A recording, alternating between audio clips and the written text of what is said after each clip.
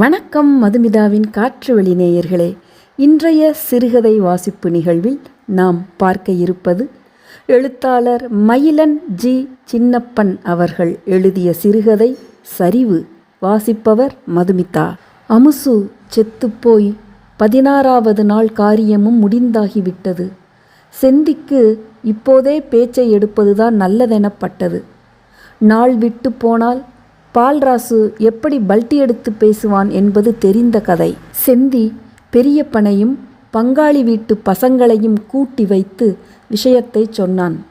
முகங்கள் சங்கடத்தில் கோண ஆரம்பித்தன. சாவு வீட்டில் போய் எப்படி இந்த பிரச்சனைக்கு பஞ்சாயத்து பண்ண ஆரம்பிப்பது? கூடுமான மட்டும் செந்தியை பேசி தாஜா பண்ண பார்த்தார்கள். அவன் முறுக்கி கொண்டு நின்றான். அவனுடைய வதைப்பிலும் நியாயமில்லாமல் இல்லை. இப்படியும் அப்படியுமாக பேசி பார்த்து ஒரு மனதாக அடுத்த நாள் காலை பால்ராசையும் மில்லுக்கு வரச் சொல்லி பிரச்சனையை முடித்து கொடுப்பதென உறுதியானது. ஒழுங்கையில் நின்ற வாக்கில் கால்களை கழுவிக்கொண்டிருந்தவனிடம் கோமலா போன காரியத்தை விசாரித்தாள். பார்த்துக்கலாம் என்பதைப் போல தலையசைத்துவிட்டு செந்தி வீட்டுக்குள் நுழைந்தான். சாப்பாடு உள்ளே இறங்கும் வரை வேறு சொல்லில்லை. பரிமாறிவிட்டு பக்கத்தில் உட்கார்ந்திருந்தவளின் மனசு அவனுக்கு தெரியும். கொழுந்தனுக்கு பாவம் பார்த்து எவ்வளவு பட்டும் திருந்தாத மனசு. அமுசுக்காகத்தான் இத்தனை காலம் செந்தியும் பொறுத்து போயிருந்தான். இப்போது அந்த உசுரும் இல்லை என்றாகிவிட்டது. மொவரையை தூக்கி வச்சுக்கிட்டே தான் இருக்க போறியா? வலித்த தட்டிலிருந்த முருங்கை சக்கையை மீண்டும் எடுத்து மென்றபடி கேட்டான். நான் என்னத்தை தூக்கி வச்சு என்னவாக போகுது? நீங்கள் யோசிச்சதை செய்யுங்க. கோமலா குவளைகளை அடுக்க ஆரம்பித்திருந்தாள். அவளுமே இப்படி பேசுவதைத்தான் அவனால் தாங்கிக் கொள்ள முடியவில்லை. பட்ட அடிகளுக்கெல்லாம் நேரடி சாட்சியாக இருந்தவள். எங்கிருந்து பொங்குகிறது இந்த கனிவு? பசி வெயிலென பாராமல் ஓடாய் தேய்ந்து குருவி சேர்ப்பதைப் போல சேர்த்த காசு. போனால் போகுதென அவள் இருப்பது அவனுக்கு பொத்து கொண்டு வந்தது. பாவம் பார்க்குற விஷயமாடி இது. ஒருவா சோத்துக்கு கூட வழி இல்லாமல் போயிருக்கும். குடும்பம் நான் பிடிச்சி நிறுத்தலைன்னா ஏதோ நீ கொண்டு வந்ததை தூக்கி தாரவாக்குற மாதிரி சொல்கிற. சாமி எதுவும் சொல்லலையா? நீங்களாச்சு உங்கள் தம்பியாச்சு. பஞ்சாயத்து பேசுங்க, பாடையில் போங்க. வேளா வேலைக்கு வடித்து கொட்டுறதோட வாயை கட்டிக்கிறேன். எதுவும் சொல்லலை. அவள் பேசி முடிப்பதற்குள்ளேயே செந்தி வேப்படிலலுக்கு கட்டிலை தூக்கிவிட்டான். இளஞ்சூடான அந்த காத்துக்கு 3வது நிமிஷத்தில் கண்ணை கொண்டு சொருகிவிடும். இப்போது இமை பொருந்துவேனா என்கிறது. கோமலாவை நினைக்க நினைக்க பொசபொசவென வந்தது. ஏமா அந்த சிறுக்கி எவளாச்சும் இப்படி இருப்பாளா? பொறுமிக் கொண்டிருந்தான். அவளை கட்டி கொண்டு வந்த நாளில் பால்ராசு 8ஆம் கிளாஸ் ஃபெயிலாகி மேற்கொண்டு பள்ளிக்கு போவதில்லை என மட்டம் போட்டிருந்தான். அத்தாச்சிக்காரியின் அடுப்படியில் ஒத்தாசைக்கு நிற்பான். அப்போது உயிரோடிருந்த அப்பாரோடு கொள்ளை வேலைக்கு போவதாக சொல்லிவிட்டு சுந்தாயி கிழவியின் தோப்பில் லாக்கடிக்கப் போயிருப்பான். மரமேறி ஒட்டுமாவை திருடி கூட்டாளிகளோடு பங்கு போடுவான். விரட்டிவிடும் கிழவி லாக்கு குழியில் ஒன்று கடிப்பதோடு நிறுத்தாமல் வீட்டு வாசலில் வந்து வாச்சாப்பு போட்டு போவாள். அவனை விட 3-4 வயசு சின்ன பயல்களோடு தான் சகவாசமெல்லாம். சோத்துக்கு தேடி பிடித்து கொண்டு வருவதே பெரும்பாடாக இருக்கும். வந்தாலும் அத்தாச்சி முந்தானைக்குள் ஒளிந்து கொள்வான். கோமலா அத்தாச்சி என்பது எப்படியோ கோமலாச்சி ஆனது அவனுக்கு. கோமலாச்சி மட்டும் வந்து குறுக்கே விழுந்திருக்காவிட்டால் காசாங்குளத்து பக்கம் கஞ்சா பீடி இழுத்த நாளில் செந்தியிடம் மிதி வாங்கியே செத்து போயிருப்பான். 17 வயசு அப்போது பால்ராசுக்கு. அத்தாச்சி சொன்ன பேச்சுக்கு எதிர்ச்சொல் இல்லாமல் ராமு மேஸ்திரியுடன் பால்ராசு சென்ட்ரிங் வேலைக்கு போக ஆரம்பித்தான். வேலை 4 மாதத்துக்கு கூட தாங்கவில்லை. டேஸ்ட் பேக்கரியில் 2 மாதம், ரமணி மெடிக்கலில் 20 நாள், சாமியப்பா டிராவல்ஸில் 1 மாதம் என வைத்த இடமெல்லாம் பாசிக்கால்தான். காட்டு வேலை முடித்த களைப்போடு செந்தி வரும்போது இவன் குரட்டை அடித்தபடி திண்ணையில் மல்லாந்து கிடப்பான். முறைத்து கொண்டு நிற்பவனை கோமலா உள்ளே தள்ளி கொண்டு போவாள். செருப்புள்ளதானே, அதுக்கா பொறுப்பு வரும் என்பாள்.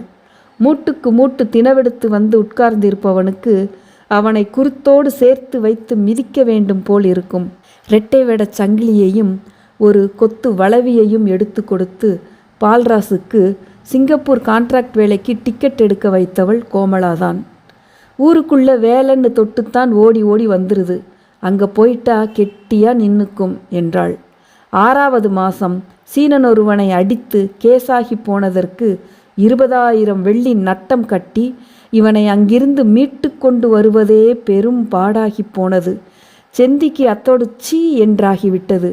கோமலாவுக்கும் மேற்கொண்டு பேச துணிச்சல் இல்லை. பால்ராசு சோத்து வேலைக்கு மட்டும் வீட்டுக்கு வருவதும் மற்ற நேரத்தில் கம்மாய் கட்டை பாலமென கூட்டாளிகளோடு உட்காருவதுமாக காலத்தை ஓட்டினான். நாளுக்கு 2 குளியல். வேட்டி வெளுப்பு இம்மி குறையாது. கழுத்தில் 3 சுற்று பாசிமாலை. பார்ப்பவர்கள் செந்தி கையாளத்தான் இவன் சாவப்போறான் என்றார்கள். யாரும் எதிர்பாராத ஒரு நள்ளிரவில் பால்ராசு அத்தை மகள் அமுசை அழைத்து கொண்டு ஓடிவிட்டான். மாமங்காரன் அடிக்க ஓடி வந்ததில் அப்பா கீழே தள்ளப்பட்டு புறமண்டையில் 8 தையல் போட்டதுதான் மிச்சம். பழனியில் வைத்து தாலி கட்டி 10 நாள் சென்று கூட்டி வந்தவனை கோமலாட்சிதான் மறுபடியும் குறுக்கே விழுந்து காப்பாற்ற வேண்டியிருந்தது. தலைக்கட்டு பிரிப்பதற்குள் அப்பா சொத்தை பங்கு போட்டு சின்னவனை தலைமுழுக தயாரானார். இன்னும் அந்த நாய்க்கு சொத்து வேற கொடுக்கிறதா இருக்கியலா? சீரழிச்சிட்டு நிற்கிறான் குடும்பத்தை. செந்தி பொரிந்து தள்ளினான். அவனை கூடையே வச்சு ஊட்டியே உருப்படாமல் அடிச்சிருவா உன் பொண்டாட்டிக்காரி. பரதேசி பையில முன்னாடியே அத்து விடாமல் போனது தப்பா போச்சு. இத்தனி வருஷம் நின்று வளர்த்த காட்டில் வந்து எட்டி பார்த்துருப்பானா அங்கிட்டு. இப்போ அந்த இன்னைக்கு பங்கு மசுறு வேற அதில் வித்து தின்னு கூத்தடிச்சிட்டு போகிறதுக்கு. அவன் விக்கெட்டும் தெருவில் போவட்டும். நாளைக்கு பிச்சை கேட்டு வந்து உன் வாசலில் நின்னா காவைத்து கஞ்சி கூட ஊற்றாமல் செருப்பால் அடித்து பற்றி விடு. நிச்சயம் நிற்பான் வந்து பாரு. சொத்து பிரிப்பதென செய்தி போனதும் மாமா சட்டம் பேசி சமபங்காக பிரித்து கொண்டார். இருக்கும் வீடு செந்திக்கு எழுதப்பட்டது. பதிலுக்கு பால்ராசுக்கு 2 மனைக்கட்டுகள் எழுதப்பட்டன. நஞ்சையை பிரிக்கும்போது போர் செட்டு இருக்கும் பக்கம் செந்திக்கு ஒதுக்கப்பட அமுசுவின் அப்பா அதற்கான ரேட்டில் பாதியை செந்தி ரொக்கமாக தர வேண்டும் என்றார். செந்தி கையை ஓங்க போக ஊர்க்காரர்கள் அவனுக்கு எதிராக திரும்பிவிட்டார்கள். எல்லாம் முடிந்து 8 வருடங்கள் ஓடிவிட்டன. அப்பா மாமா எல்லாம் செத்து போய்விட்டார்கள். எதிர்பார்த்தபடியே பால்ராசுடைய பங்கு நிலம் தரிசாகி நாசமாகி கைமாறி இப்போது வீட்டு மனைகளாக பிரிக்கப்பட்டு விட்டது. வித்து தின்றே வருடங்களை ஓட்டிவிட்டான். அமுசு கொஞ்சம் கெட்டிக்கார குட்டிதான். இவனுடைய விடியா மூஞ்சி வழிவிட்டது தானே மிஞ்சும். சாயங்காலம் பெரியப்பா வீட்டுக்கு வந்திருந்தார். அடுத்த நாள் பேச்சுவார்த்தையை வைத்து கொண்டு கிழடு இப்போது இங்கே வருகிறதென்றால் என்ன வியாக்கியானம் பேசுமென செந்திக்கு தெரியும். அவர் வந்ததும் கோமலாவின் முகத்தில் உதித்த மலர்ச்சியையும் சேர்த்தே கவனித்திருந்தான். அவரும் டீ தண்ணி தொண்டையை தாண்டும் முன்னரே நீட்டி முழக்காமல் பேச்சை எடுத்து விட்டார். அமுசு முகத்திற்காகத்தான் பால்ராசுக்கு ஏதோ கொஞ்ச நஞ்சமாச்சும் வண்டி ஓடியது. அவளே அல்பாயுசில் போய் சேர்ந்து குடும்பமே நொடித்து போன சமயத்திலா சட்டம் பேச வேண்டுமென பெரியவர் விசனப்பட்டார். மற்ற பங்காளி ஆட்களும் தயங்குவதாக ஒரு மாதிரி மென்னு முழுங்கி எடுத்து சொன்னார். செந்திக்கு இவர்களின் திடீர் கரிசனம் அருவருப்பாக இருந்தது.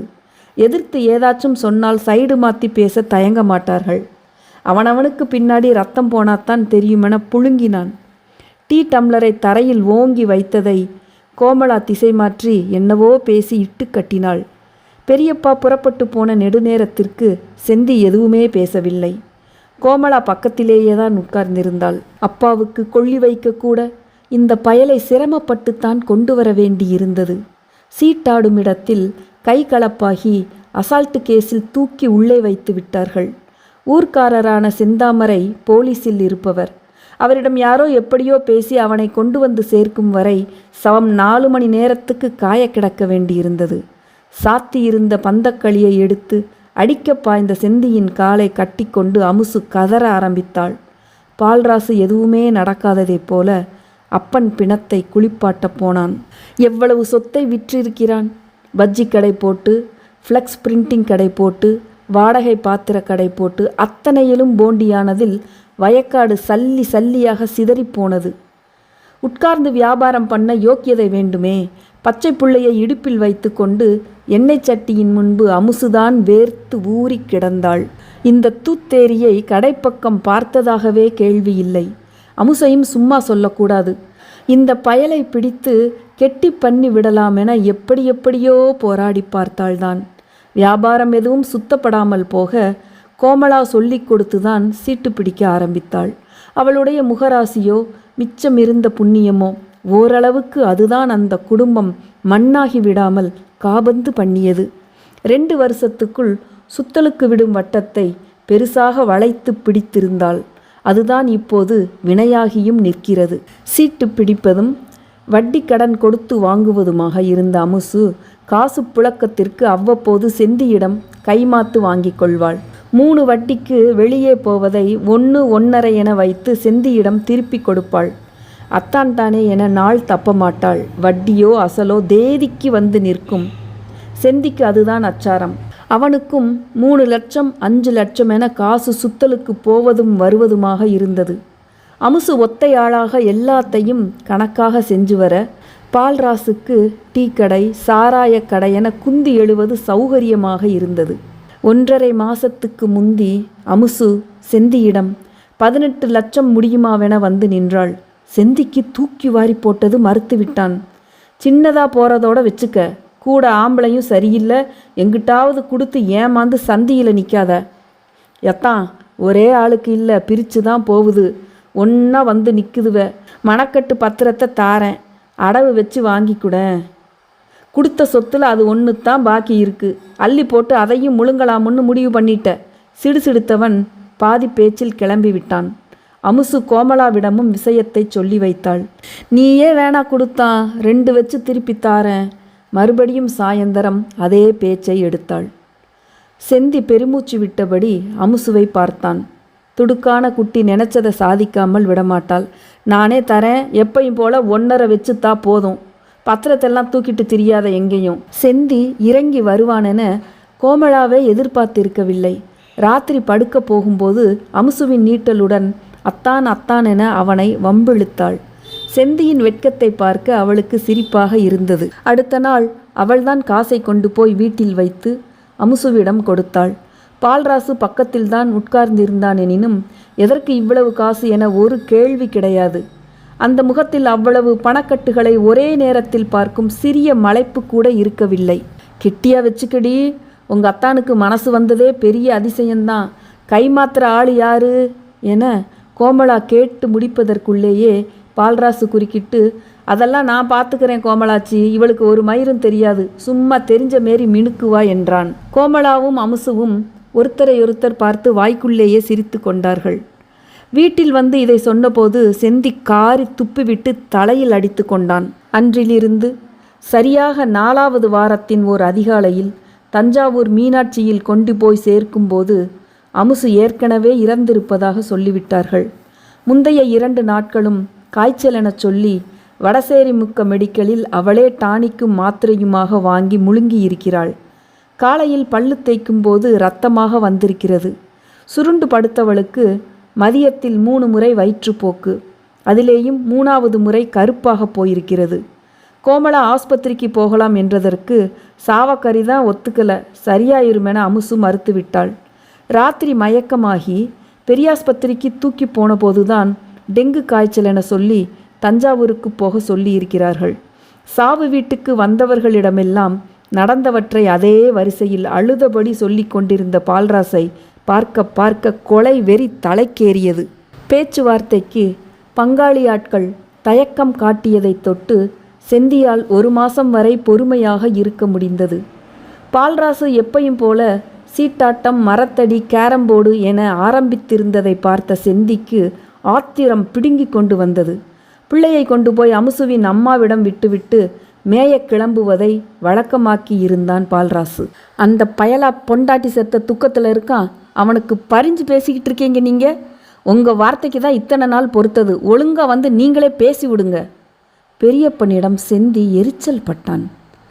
அவனுக்கு தெரியுமா முதல்ல நீ அவளுக்கு காசு கொடுத்தது? யோ, உன்னைய பேச கூப்பிட்டதுக்கு நீயே பாயிண்ட் எடுத்து கொடுப்ப போல. அவனுக்கு தெரியாதுன்னு சொன்னான்னு வெயி, சொல்லுவான், அத்தோட வெட்டி கொள்ளையிலேயே புதைச்சிட்டு போயிடுவேன். பாயாதடா கடந்து பேசி வாங்கிடலாம். பெரியப்பா சிரித்து கொண்டே சொன்னபோது செந்திக்கு கோவத்தில் வயிற்றை கலக்கியது. செந்தியும் பெரியப்பனும் முன் வரிசையில் உட்கார்ந்திருந்தார்கள். பால்ராசுக்கு எது குறித்து பேச வந்திருக்கிறார்கள் என ஏற்கனவே சொல்லப்பட்டிருந்தது. செந்தி ஏற்பாடாக கோமளாவையும் முன்னே நிறுத்தியிருந்தான். பால்ராசு அத்தாச்சிக்கு ஸ்டூல் எடுத்து போட்டான். மறுத்துவிட்டு ஓரமாக தரையில் உட்கார்ந்து கொண்டாள். கூடியிருந்தவர்கள் பயந்ததற்கு மாறாக அமுசு 18 லட்சம் வாங்கியதை பால்ராசு அவனே முன்வந்து சொல்லிவிட்டான். செந்திக்கு 1 மாதம் கழித்து அப்போதுதான் முழுமையான மூச்சே வெளிவந்தது. கோமளா பால்ராசை பரிதாபமாக பார்த்து கொண்டிருந்தாள். இனி உங்களுக்குள்ள பேசிக்கோங்க என வந்தவர்கள் விலகி போனபோது பால்ராசு பேச்சை தொடர்ந்தான். ஆனால் அமுசு யாராருக்கு வட்டிக்கு கொடுத்திருக்கிறாள் என தனக்கு தெரியாது என இழுத்தான். சீட்டு காசு யாருக்கு எவ்வளவு பாக்கி என்பதை மட்டும் டைரி போட்டு எழுதி வைத்திருக்கிறாள் என்றான். 2 சீட்டுகளுக்கு முழுமையாக அவளே ஃபைசல் பண்ணிவிட்டதாகவும் 1 மட்டும் முடிய இன்னும் 6 மாதம் இருப்பதாகவும் நிறைய பேர் ஏற்கனவே தள்ளி வைத்து காசு வாங்கிவிட்டதாகவும் எஞ்சியவர்களுக்கு அவனை எப்படியாச்சும் புரட்டி கொடுப்பதாகவும் சொன்னான். கூட்டத்தில் அமுசுவிடம் சீட்டு போட்டிருந்த 5-6 பேர் இருந்தனர். அவர்கள் கண்களில் தெரிந்த வெளிச்சத்தை செந்தி கவனித்தான். அவ யாருக்கு கொடுத்தான்னு தெரியலன்னா அது ஓம்பாடு. காசு நான் கொடுத்துருக்கேன். 1 மாசத்துல எனக்கு திருப்பிடணும். அவ்வளோ காசுக்கு என்கிட்ட இப்போ வழி இல்லை. பால்ராசு மொட்டையாக சொன்னாலும் செந்திக்கு அதில் ஒரு பிடிவாதம் தெரிந்தது. ஏதோ தீர்மானத்துடன் தான் பேசுகிறான் என்றிருந்தது. வழி இல்லையா? என்ன சொல்ல வர்ற நீ? இப்போ வட்டிக்கு வாங்கின ஆளுக யாராச்சும் வந்து கொடுத்தா நானே கொண்டாந்து தந்துடுறேன். என்கிட்ட அத்தனை காசு இல்லை. இத்தனை நிதானத்துடன் எப்போதேனும் அவன் பேசியதாக அங்கிருப்பவர்கள் எவருக்கும் நினைவில்லை. செந்தி பெஞ்சிலிருந்து விடைத்து கொண்டு எழுந்தான். அடியோள்கோ குடிக்கி, தெரியும் நீ எங்கே வர்றேன்னு. தேய்ச்சி விட்டுறலான்னு இருக்கியோ? வெட்டி பொழந்துட்டுருவேன்.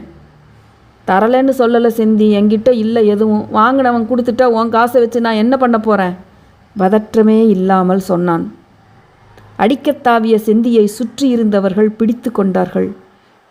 அடிக்க வேணா அடிச்சுக்க, போலீஸுக்கிட்ட வேணா பிடிச்சிக்கிடு. என்கிட்ட காசு இல்லை. வேற என்னத்தை நான் சொல்கிறது உன்கிட்ட? பெரியப்பனும் 3-4 இளவட்ட பயல்களும் செந்தியை அழைத்து கொண்டு போய் தனியே நின்று பேசினார்கள். அங்கிருந்து கூட்டத்து பக்கம் அவன் பார்த்தபோதெல்லாம் பால்ராசு அசையாமலும் முகத்தில் எந்த ஒரு குறிப்பும் இல்லாமலும் உட்கார்ந்திருந்தான். இவனுக்கு நெருப்பு தலைக்கேறியது. திரும்பி வந்தவன், அமுசு அன்னைக்கு காசு கேட்டப்ப மணக்கட்டு பத்திரத்தை வச்சு தான் காசு வாங்கி தர சொன்னான். நான் தான் கை காசை கொடுத்தேன். உன்னால் இப்போ காசு புரட்ட முடியாதுன்னா அந்த பத்திரத்தை வச்சு வாங்கிக்கிடு. திட்டவட்டத்துடன் சொல்லி முடித்தான். பால்ராசு சில நொடிகளுக்கு எதுவுமே பதில் சொல்லவில்லை. பின்னாடி இருந்த தன் பிள்ளையை தூக்கி மடியில் வைத்து கொண்டு சுணக்கமான குரலில் ஆரம்பித்தான். வியாபாரம் பண்ண போனதில் பிரித்து வாங்கினதெல்லாம் முழுவி போச்சு. ஒன்று நிற்கலை கையில். இந்த பிள்ளைக்கன்னு இப்போ இருக்க ஒரே சத்து மணக்கட்டு மட்டும்தான். நான் அதை வைக்க மாட்டேன். சத்தியம் பண்ணி சொல்கிறேன். வாங்கின ஆளுங்க கொடுத்ததும் அடுத்த நிமிஷம் உன் காசு உன்கிட்ட வந்துடும். மடியில் இருந்த பிள்ளை வெதுக்கு வெதுக்கென கூட்டத்தில் இருந்த எல்லோரையும் பார்த்து முழித்தது. பால்ராசு மிக கச்சிதமாக ஒரு காரியத்தை செய்து முடித்து விட்டான் என செந்திக்கு தோன்றியது.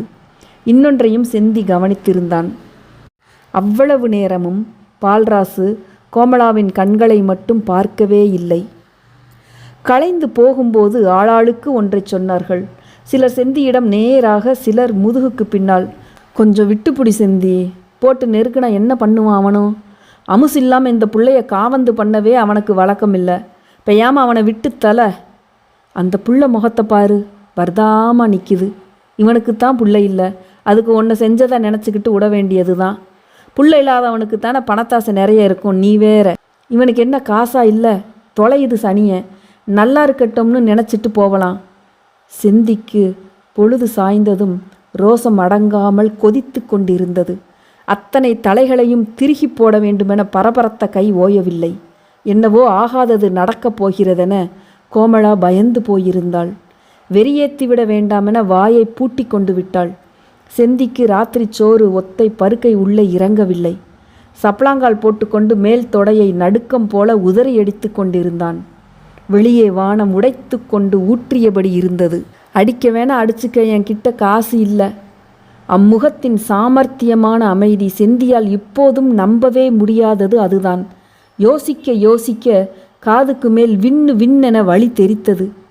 உள்ளே சென்று பேட்டரி கட்டையையும் உரச்சாக்கையும் எடுத்து கொண்டு வந்தான்.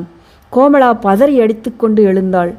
அடுப்படிக்குள் போனவன் ஊதாங்குழலை எடுத்து இடுப்பு முடிச்சுக்குள் சொருகி கொண்டான். கை வேகத்துக்கு வாகாக ஆப்பிட்டது அதுதான். சாக்கை தலையில் கவுத்து கொண்டவன் மலைக்குள் புகுந்து ஓட்ட நடை போட ஆரம்பித்தான். கோமலா பின்னால் இருந்து கத்துவதை காதிலேயே போட்டுக்கொள்ளவில்லை. கொஞ்ச தூரம் ஓடி வந்தவளுக்கு மேற்கொண்டு விரட்ட முடியவில்லை. தலையிலும் மாரிலும் அடித்து கொண்டு அங்கேயே உட்கார்ந்து கொண்டாள். மின்னலுக்குள் வெட்டி வெட்டி ஓடியவன் பால்ராசுடைய வீட்டில் போய் நின்றான். கதவு திறந்தே கிடந்தது. இவன் போய் சேருவதற்கு 2 நிமிஷத்துக்கு முந்திதான் மின்சாரம் துண்டாகி இருந்தது. இருட்டு. பக்கத்தில் நிற்பவன் பேசுவது கூட கேட்காத அளவிற்கு மலை இரைச்சல். பேட்டரி கட்டையை வீட்டுக்குள் அடித்து பார்த்தான். திறந்து போட்டு தம்பிக்காரன் எங்கேயோ கூத்தடிக்கப் போயிருக்கிறான். ஆத்திரம் பொங்கிக் கொண்டு வர ராவோடு ராவாக தேடிப்போய் வெட்ட வேண்டும் போல் இருந்தது. காலுக்குள் வந்து மண்டிய நாயை எட்டி உதைத்தான். திண்ணையில் கிடந்த தட்டுமுட்டு சாமான் அத்தனையையும் அள்ளி இறைத்து விட்ட போது அவனுக்கு இன்னும் அதிகமாக என்னவாச்சும் செய்யணும் போல் இருந்தது. வாசலையொட்டிய முன் வரிசை ஓட்டுகளை சரித்து விட்டதில் ஒரு ஓடு காலில் விழுந்தது. வலி அடங்குவதற்குள் பால்ராசு கையில் சிக்கினால் தேவலாம் என்று இருந்தது. திரும்பும் சமயத்தில் கூசிப் போகும்படியான பளீர் மின்னல். சுதாரிப்பதற்குள் வேட்டு சத்தத்தை ஒத்த பெரிய இடி. திடீரென வீட்டுக்குள்ளிருந்து பிள்ளை அழும் குரல் கேட்டது. துணுக்குற்று லைட்டை மறுபடியும் உள்ளே அடித்து பார்த்தான். அழுகுரல் மெல்ல வாசல் பக்கம் வருவதைப் போல் இருந்தது. தூங்கி விழித்து தேம்பி தேம்பி அழுதபடி அந்த 5 வயசு பிள்ளை கதவருகே வந்து நின்றது. செந்தி வீட்டுக்குள்ளே குறுக்கே நெடுக்கே தேடி பார்த்தான். பால்ராசு நிச்சயம் வீட்டில் இல்லை. பிள்ளை லைட்டை பின்தொடர்ந்து இங்குமங்குமாக ஓடி வந்தது.